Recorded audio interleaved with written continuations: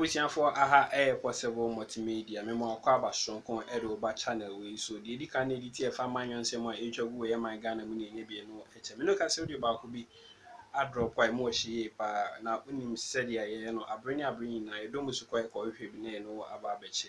You more remaining some audio. Ruling is that the sense of the committee? Yeah. Yeah. Council. Yeah. But yes.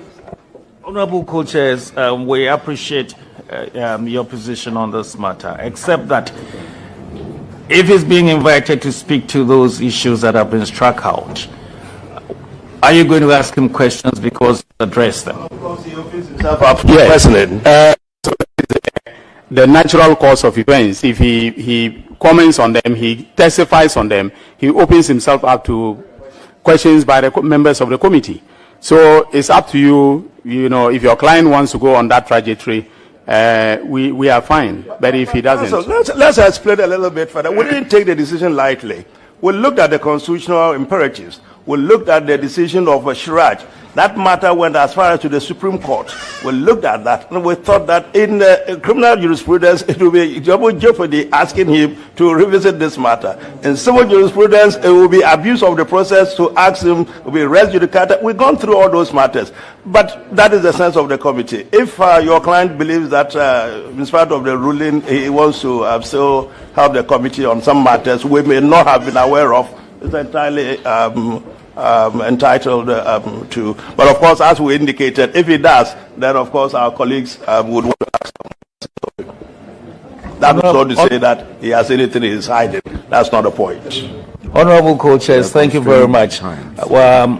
We have advised that in as much as those grounds have been struck off the record, we will not speak to them respectfully. We can proceed to the next ground, which is the unconstitutional withdrawals from in respect of the cathedral. Thank you very much, co-chairs. Thank you for the clarification. The next is the grounds of the proponents claiming that there has been unconstitutional withdrawals from the consolidated fund in blatant contravention of Article 178 of the 1992 Constitution, supposedly for the construction of the President's Cathedral. Mr. Co-Chair, that took me for a loop since I did not know what the President's Cathedral was. Honorable Co-Chairs, let me first submit that I'm uncomfortable about the formulation of this ground. It presupposes that Parliament is assuming the jurisdiction to enforce and or interpret a provision of the Constitution against the combined effect of Articles 2.1 and 131, which grants the sole and exclusive power to the Supreme Court. Nonetheless, I say with both humility and confidence that I have not breached the Constitution in making payments to support the construction of the National Cathedral of Ghana. Mr. Minister, Mr. Co-Chairman, clarify that I don't quite comprehend the point you make. The committee seems to be assuming what constitutional, assuming constitutional position that you don't believe we're entitled to.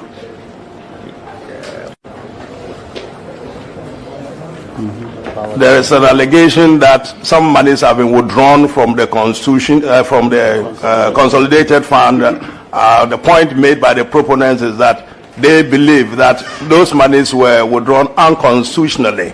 We are not here to interpret any constitution, just simply asking you to respond to that allegation. Whether it is true or not, we have no clue. So if you challenge the constitutionality of it, let's hear your grounds in respect of that. Mr. Co-Chair, let me then proceed to really talk about exactly what you have. You may well do.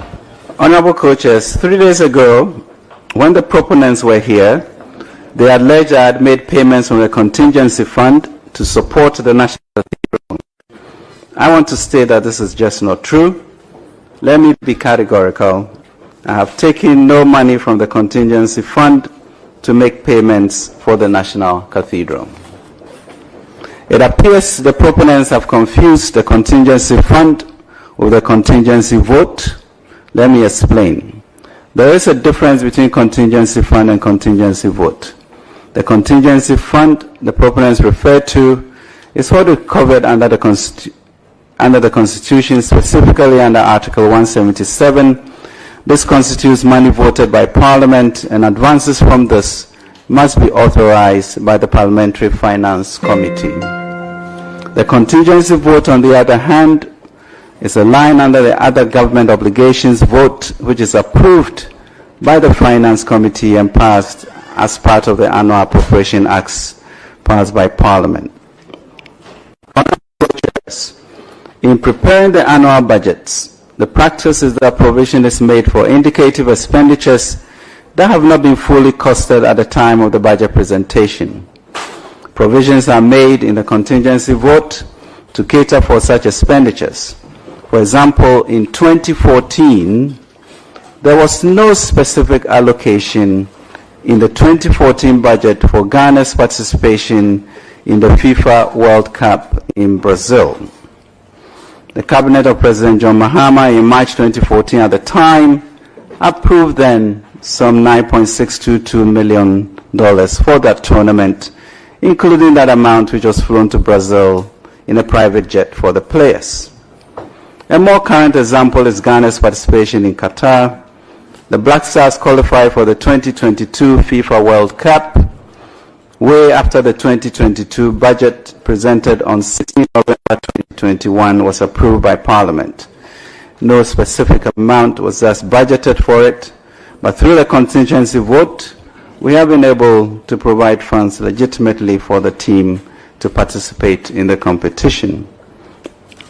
Expenditures in respect of the National Cathedral were made from the contingency vote under the other government obligations vote, as has been the practice before my tenure. I have copies of several payments from the contingency vote dating back to 2015 to share. Honorable Co-Chairs, as Finance Minister, I'm fully aware of the approval procedures for use of the contingency fund and have not breached its requirements.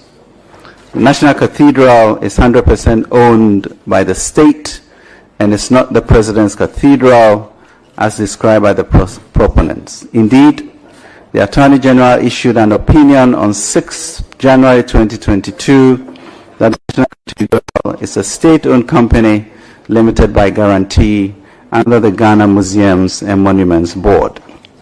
Honorable Co-Chairs, the policy direction and updates on the National Cathedral have been publicly presented over the years through the National Budget Statement and Economic Policy presented to Parliament. In paragraph 158 of my budget speech on the 2019 Budget Statement Economic Policy, I announced on the floor of Parliament government's vision for the National Cathedral, as well as a commitment to facilitate the construction by providing the land, the Secretariat, and seed money. This subject was part of the policy approval of the budget after the extensive debate. Subsequently, regular updates on the progress of the construction of the National Cathedral have been provided to Parliament and the nation. These include 2020 Budget Statement of 385, which announced the establishment of the Board of Trustees and Secretariat for the Cathedrals. Mid-year review of the 2020 Budget Statement, paragraph 279, which provided an update on the groundbreaking ceremony held on 5th March 2020 to mark the formal commencement of the construction phase of the project.